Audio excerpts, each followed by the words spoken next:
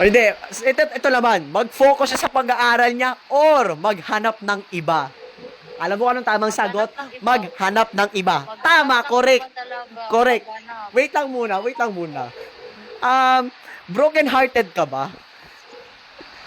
Oo. Ay, kaya pala ganyan ka. LDR kasi ako. Kaya pala ganyan kayong answer mo. Kasi parang ano tawag dito, parang may alam ka sa mga relationship LDR kasi ako. Ay, Palagi. same, LDR rin. Alam mo, o sige, eto natutuwa ako dahil meron akong kausap na naka-experience na ng LDR tapos nag-break up ba kayo? Oo. Ay, same.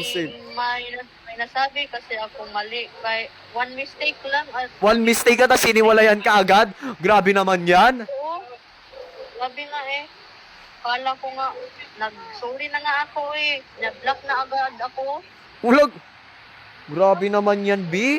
Ano ba sinabi mo sa kanya? Baka sobrang sakit, Hindi naman. Ano ba sabi mo?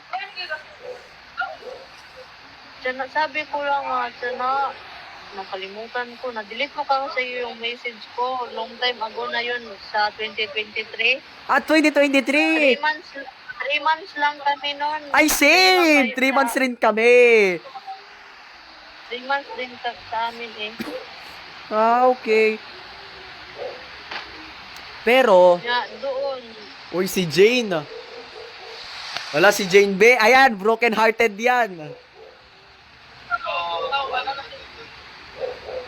Hala, B. Totoo. Alam ba sinabi mo sa kanya? Baka masakit. Baka na-touch siya. Hindi yun masakit yung sinalita ko Ano ba? Biro lang ba? Biro? Biro lang yung ano ba yun? Wala lang. Kasi yung Baka may nasabi kang kamalian na baka may nasabi kang mali, kahit naman biro lang, pero sobrang hurtful sa kanya, or sobrang hurt talaga. Naman yun. Hindi yun biro hindi talaga, wala akong nasabing mali. May nasabi lang akong mali na offended sa kanya. Oo, ganon ba? Offense sa kanya ba? One mistake lang. One mistake lang. Yun, at nakipag-break ka sa akin. At binaka ako, wala na kaming in touch. 5 months or 6 months. Wala na kaming in touch. Grabe. Ito naman si Jane LDR rin to. Kaibigan ko to. Ginigive ko rin to ng advice. O nga pala, about that, wala na kami ng ex-girlfriend ko. Naghiwalay na kami nung September 13. Jane. Ouch. Kasakit. Alam mo kung anong reason? Yung reason kasi is mag-focus daw muna siya sa pag-aaral niya. Maghintay daw ako for about 1 year. I need to wait for about 1 year para maging kami ulit. Tapos after siguro, wait lang. Basta sabi niya sa akin, kailangan ko daw mag-wait for about 1 year. Kasi daw, magfo-focus daw muna siya sa pag-aaral niya. She needs to focus her education. O yan. Tapos pag back to school na ulit, next year, paghiwalay ulit kami, yoka. No. Agoy, kasakit. Kasakit, agoy. Sakit nga talaga. Pero for me wait lang. Grabe siya, grabe. Grabe talaga.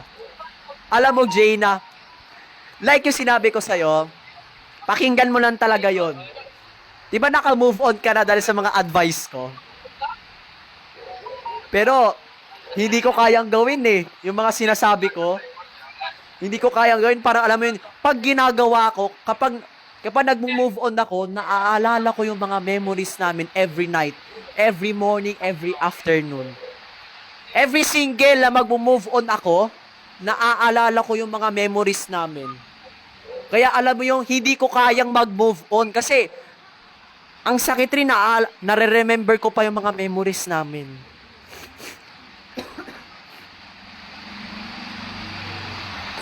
Kaya habang nag-move on ako, kapag nagmo-move on ako nasasaktan ako kasi naaalala ko yung mga memories namin ng ex-girlfriend ko. Kaya hindi ko kayang gawin. Siguro ako hindi pa talaga eh. Hindi pa. Hindi ko kayang mag-move on kasi habang nagmo-move on ako, every single that I have been move on, wala. Hirap kaya kasi kapag nagmo-move on ako, naaalala ko yung mga memories namin, nare-remember ko. Kaya ang hirap ang move on. Yoko na nga eh. Pag-ilom dala ko. O ikaw, Gwen. O sige, ito muna. Ikaw muna, Gwen. O sige, Jane, listen to me first. Ay, listen ka lang muna kay Gwen. O sige, Gwen. Wait lang muna, wait lang.